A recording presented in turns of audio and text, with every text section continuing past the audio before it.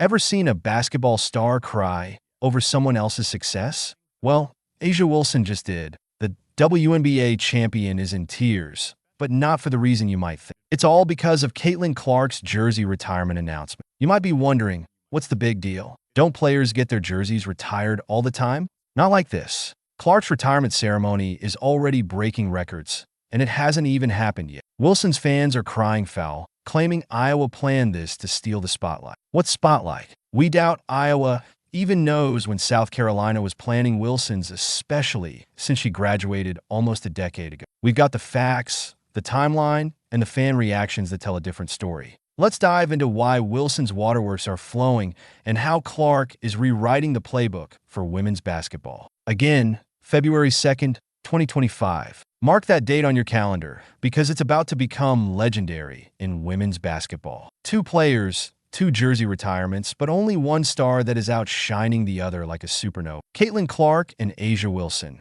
both basketball game changers in their own right, are set to have their jerseys retired on the same day. But that's where the similarities end. Clark's ceremony at Iowa is creating a frenzy that's leaving Wilson's South Carolina event in the dust. Let's talk numbers because they're mind-blowing. The cheapest ticket to see Clark's jersey rise to the rafters?